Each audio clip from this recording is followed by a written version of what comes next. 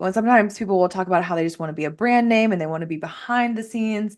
And by all means, you can. But as far as ease in scaling and ease in hitting your numbers, if you are a lifestyle business, you are just right now the way the market is with social media and everything in between, you're going to do better as a lifestyle business. If you want to scale from that, you can, but the idea is lifestyle businesses in general are going to be more profitable. And this is something that comes up with mastermind clients, with everything in between, is whenever somebody will talk to me about, oh, I'm not a lifestyle business. I'm like, you better be. If you're not, then you're really going to be working hard against yourself. So lifestyle and business means that you or your clients are the example, that you are showing it, that you're there, that there's a human element to your brand, and that in general, there's a leader with a face, showing their face in the business in some way, shape, or form. Welcome to the Limitless Podcast, the show where women entrepreneurs become radically aware of their limiting beliefs, learn to value their worth, generate wealth, and to thrive as a magnetic brand leader. I'm your host, Jamie Ratterman, a six-figure holistic business coach. I've helped over 100 rebellious entrepreneurs master marketing, embody leadership, and say fuck it to the hustle. Let's dive in. Hello, lovelies, and welcome to another episode of the Limitless Podcast. I was recently actually in a room of entrepreneurs, many of them like just starting, many of them kind of figuring things out for themselves. And a question was posed, and I was like, you know what? It would be so good to go back to basics. A question was posed going like, how do I even get started? How do I even begin? And I know in general, whenever we're talking about entrepreneurship, whenever you're listening to these Limitless episodes, I want you to feel that it's possible. I want you to know that everything you want to do to generate wealth for yourself, but of course, to build a business around you, the lifestyle you want, is possible. So I thought to myself, oh, you know what? It might be a really great opportunity to go back to basics, to go back to how do we make sure that we start our business in a way that is going to be able to grow, that is going to nurture who we want to be as leaders in our business. So this episode is for those who are considering taking the leap. So whether that's developing a side hustle while you're working your 9 to 5, whether that is deciding not to take another corporate job and go out and do the thing, or if you have a really strong idea that you want to create, but you don't know how to like turn it into a business, this is that episode for you. Also, too, for any of you who have been in business for a while, keep listening in just in case that you've kind of lost touch with the foundations of what you want your business to be. This is also that episode for you. So I want to make sure we're hitting all of the points as best as we can.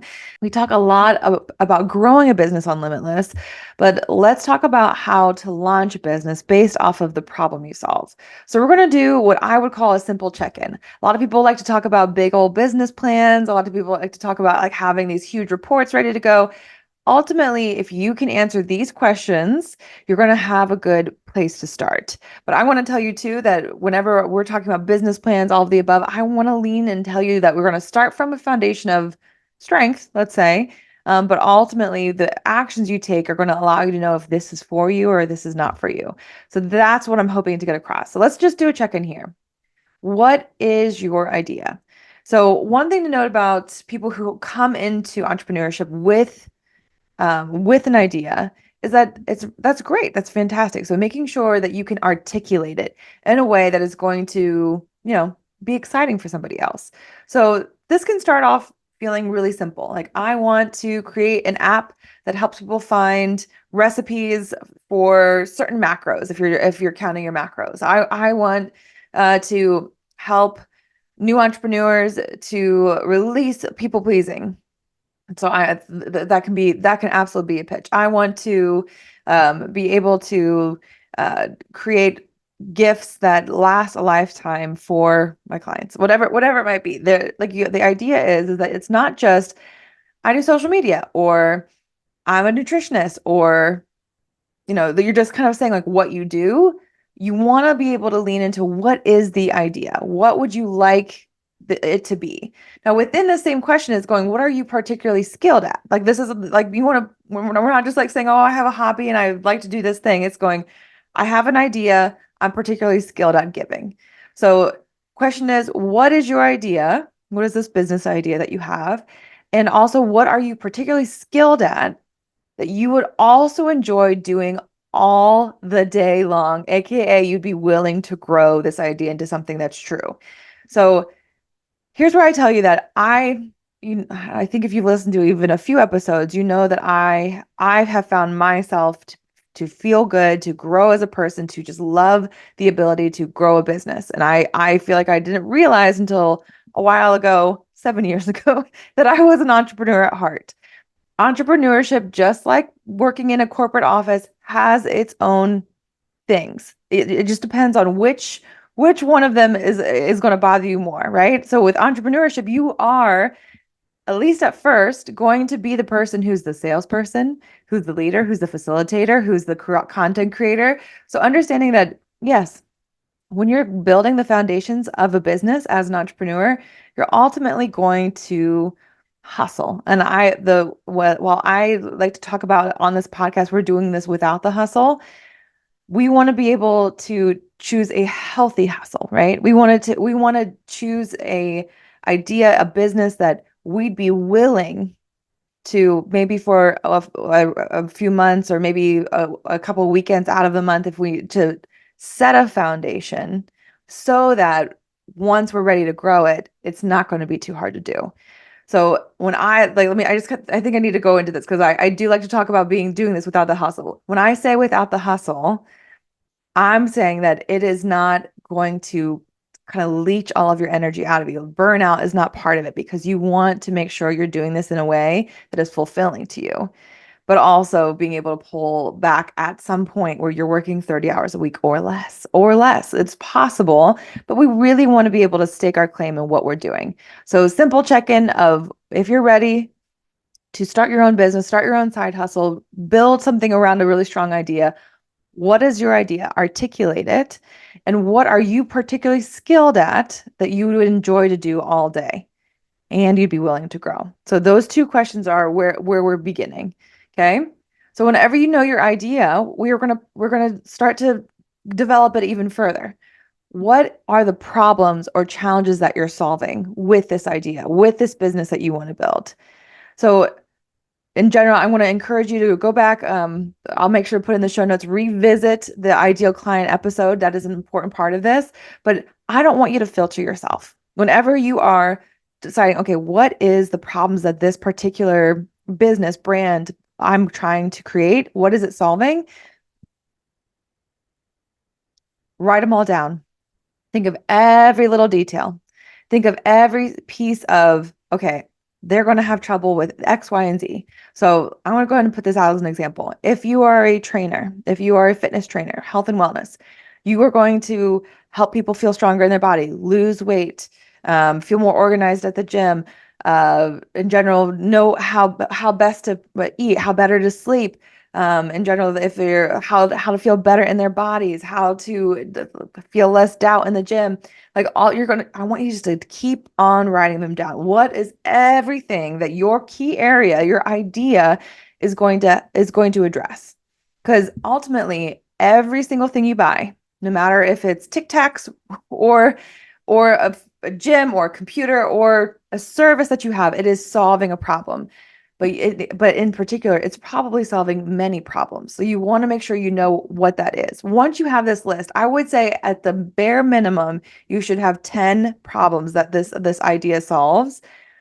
Think about who are the people who are going to be the most likely to have those problems that you can help. So part of this is that usually when someone's starting a business, they're like, oh, well, I'm not like the biggest expert in this industry. There's probably other people that know more than me, or somebody else's product might be a little further along than mine. And what am I to do this? This is the truth, is that we can relate to people who have been through our experiences, or we can relate to people who are just a few steps ahead of us. So your service, what you're offering is worthy of selling, is worthy of being put out there, as long as you're just a step, 2 or 3 ahead of somebody. Now, I'll bring this up with a new client who's trying to think about what they want their business to turn into, and they'll still say, but I want to be the best at this. The only way you get good at this is by being able to Own that authority that you have, that skill that we were just talking about in the question number one, but also two, to be able to like, what would I wished I would have had if I was two steps behind me now? That is what we're building on in business, right? That's what we're building on whenever we're providing services, products, anywhere in between. The idea is, who do you know that you can help the most? You do not have to be the expert. You do not have to be the expert, okay? I want to use myself as an example because I think it's a good way of being able to release this idea that you've got to be the best of the best to ever even consider to go into business, okay? Now, I have helped brands who are 100 followers up to brands that are 5 million plus. And I can tell you that I've learned how it works in both realms. I've worked in the corporate space and saw how social media, how marketing turns into sales. I've also seen how what offers work and don't work. And I've had that experience. Now, for me, on my end, I am a multi six-figure entrepreneur, which is great. I'm freaking happy about it. But it wouldn't make sense for me to sit here and say, I am an authority to make you $1 million. There will be a day that comes. We're going to put it on the vision board. It's going to happen. But I know that I can help you make six figures by design.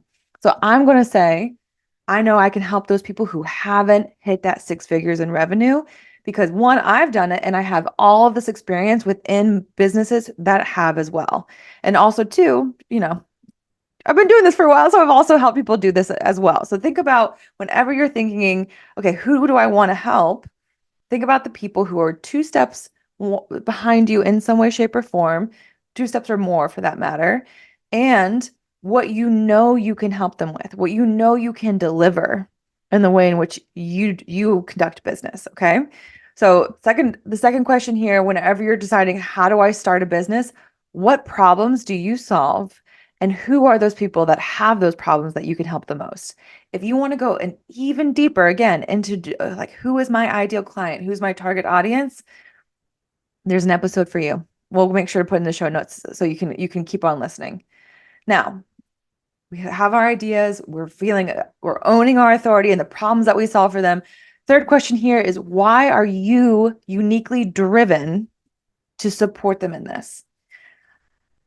The desire to make money is not enough of a reason to get you out of bed.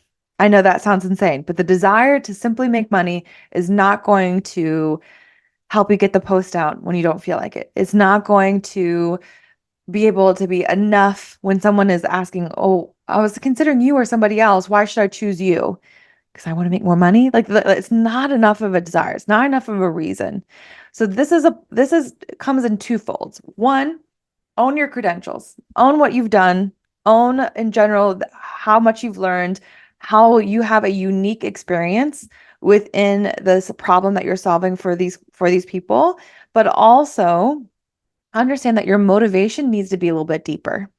So what in your life has in general been the reasons why you want to help people doing this thing, providing this product, providing this service? So part of this is just your origin stories. Your brand story comes from this, of course, but your origin story is going to allow you to go like, oh, I am uniquely driven because I took risks and they've paid off. I showed people that they didn't have to have a ton of money to travel and get to experience the world. I found that I hated when people didn't feel good in their body, and I was able to do better for myself. My dad was somebody who showed me how much music can make your life better. There's all of these reasons, but you want to think about what makes you uniquely driven. Credentials are definitely a part of this, but also we're tying into this like why did you choose this path to make money? Why did you choose this path to be of service to others? So that is only going to not only help you whenever you're selling, but also whenever you've got that endless to-do list and you're not sure where to start and you're like, I'm here because I know that I can help people and I want this to turn into something bigger. So I can create this mission because I'm uniquely driven for X, Y, and Z. So step one, what's your idea? Can you articulate it? Step two, what problems do you solve? And who has those problems? Step three, Why are you uniquely driven to support them in this? Why are you uniquely driven? The last question of this quick check-in of if it's time for you to start a business is, how are you solving this problem? So I am somebody who's helped products and service-based businesses, and I'm happy to, and I love it all the way through. But I want you to think about what process are you going to do? Now, I will tell you, most of the time, I will encourage that everyone has a service something within their business. Mostly because services, especially online services, are there's a low cost to it. So you're going to be able to provide time and resources, and it's without having to spend money on real estate, to spend money on how much it costs to put the product out. So, me as a coach, I have decently lower expenses versus somebody who has a corner store here in New York City, who has to pay rent, who has to pay other employees, who has to buy all the products and make sure there's enough inventory in the place. It's just easier for me to get up and get started before somebody who's a product-based business. So in general, I have a couple of product-based business clients who want to have higher margins for themselves. So we've talked about what service, maybe it's a done for you service, um, maybe it's a short mini course, maybe it's some type of teaching that can just add a little extra revenue to their bottom line that supports their product. So, yes, do those products. I love it. The idea is usually you're going to need a little more capital, aka investment money, putting more money into it before it's going to turn a profit for you. A service-based business is always going to be a little bit easier to provide and usually has higher revenue numbers for you. So think about those two things. Okay. Also, too, usually what comes up within services is that somebody will talk about agencies versus coaching versus whatever details in between. My thoughts here are, there's really no difference about how you approach the way you market, as you need to still know who those problems are, who those people are. In general, your motivations for why you're doing it and what the ultimate idea is. Those are your 4 questions. If you're considering starting a business, you must know these 4 questions. So answer them, take a moment.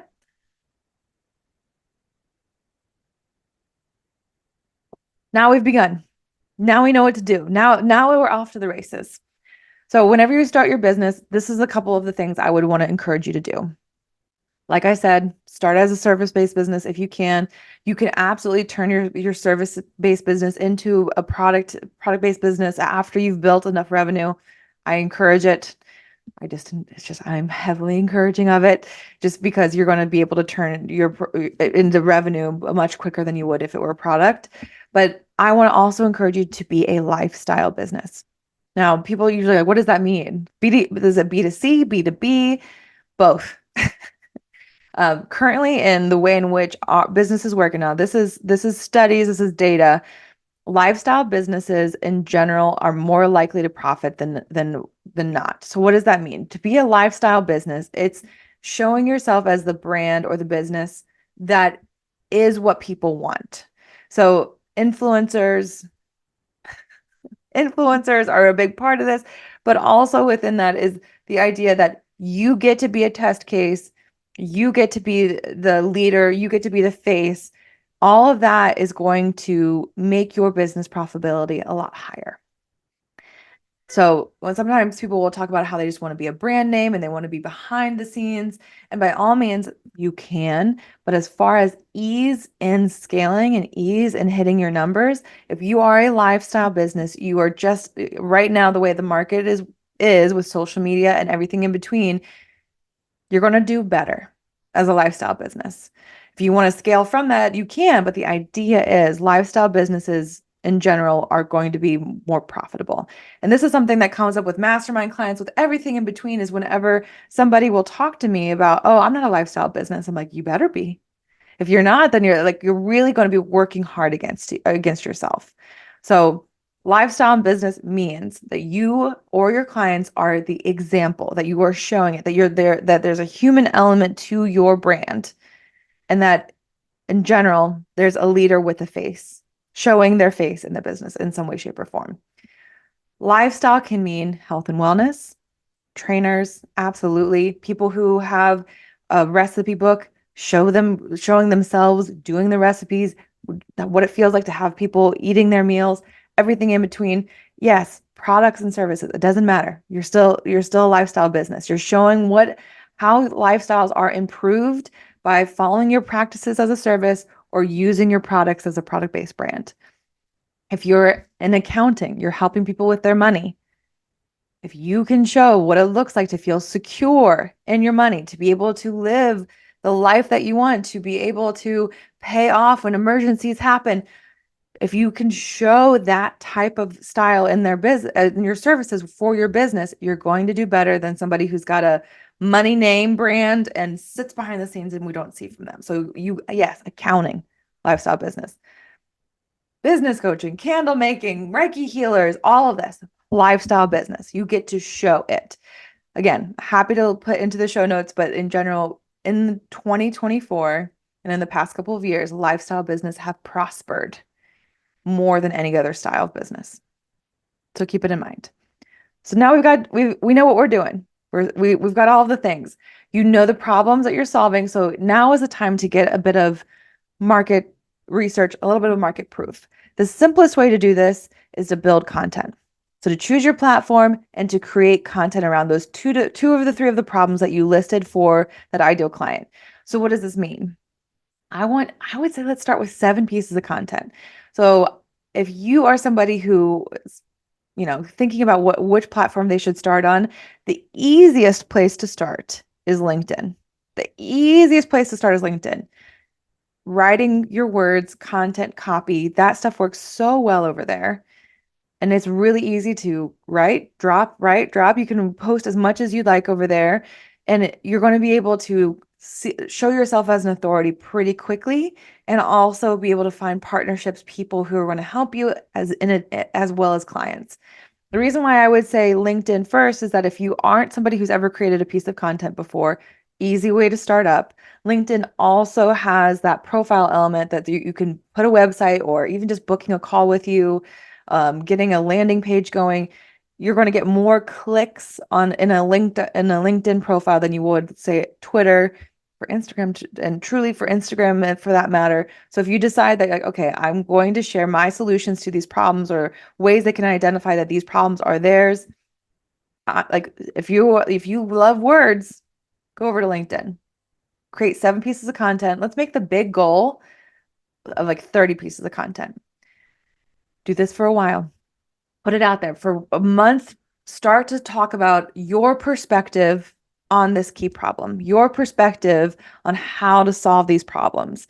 The goal here is that you are getting more confident in yourself as somebody who has a unique perspective that people want to listen to. You're building up your audience. Like I would say with most of my clients, I like to get them to that first 1,000 so that they feel really solid on the confidence they have, but also they've warmed up people to listen to them when it's time to start selling. So if you are starting from scratch or you've never posted a single thing about these topics before, create content, build up your confidence, but also warm up an audience to come and find you. So create 7 to start and create another 30 pieces of content. If you decide to do Instagram, I love it. We talk about it a lot over here. Instagram just takes it's got a little extra. You're gonna be creating graphics, you're gonna create videos, photos. There's just a little extra over there. So if you're like, what's the baby step before Instagram? I would tell you to go over to LinkedIn. Try out LinkedIn. If you have questions about this, DM me, but those are the top 2 places my sprinters we end up talking about the most. Okay. You've got your authority, you're confident, you're feeling really good. Now let's create a free offer. So some type of free training. This can be a PDF download, a quiz, a little mini course, whatever it might be, something that is going to engage the people who already engage in your content to just take one step further to hang out with you. You don't even have to create an email list yet. I'm not saying you should do that. I'm saying create an offer where they have to click outside of those social platforms, give an email so that they receive some type of training from you. This is going to allow you to notice who would be interested in buying. So what we're trying to do here with creating content, with putting stuff out there is, again, first build up this confidence, but to create anticipation for what's next. Because if you have market buy-in, if you have people who are interested in what you're about to provide, selling is easy. Putting out the new offer is easy, because what's happening when you do this is that you're getting feedback. You're learning who, if the ideal client that you've decided to provide value to is actually there waiting for you, but you also are being able to see how they react to your perspective, how they react to the way you solve problems, so that, okay, from this, I can build from here. From this, I can build and fine tune my messaging. I can build up to a strong pitch on what it is that I do. Because a large part of deciding to be a leader is just to be able to know how people react to your product, to your service. So if we do all of this, you're going to get really clear, you're going to be really strong, you're going to be able to pitch people a little bit differently, and then we can build your first offer. That's the episode. Check mark, end of discussion if we wanted to. But the idea here is if you follow the checklist, you build it into some content and confidence in yourself, the offers, the leads, the interest is going to happen pretty soon right after. That you're going to know what needs to happen next for this to be a profitable business for you, for this to be something that you can turn into to generate more wealth. It's going to be easier to network. It's going to be easier to sell. It's going to be easier to scale, all of the everywhere in between. But if you can start with these few steps, you'll go ahead and get started. So let's do a quick little review. What is your idea? Can you articulate it? What problems do you solve, and who has those problems? What has driven you to solve this problem? Are you going to do it as a service-based business or not? Based off of those questions, I encourage you to have a service element in your business, to choose to be a lifestyle business for the profitability sake. Create 30 pieces of content on either LinkedIn or Instagram so that you can take a look at how confident you are about talking about it, but also start to generate interest for what you provide. Create a free offer so you can see how well they're converting for you to get started. Fine tune, build your first offer. Check, check, check, check.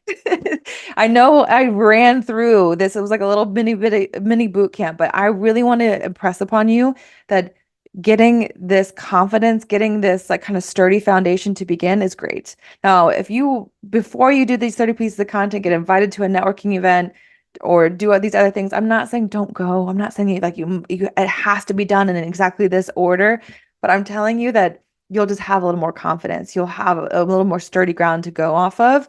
But I've absolutely been at a networking event or been in a room with people that are in a similar state as me, and I go, yeah, we're figuring things out, but I'm heading in this direction. Allow yourself to be seen in that way, but start here. Start here.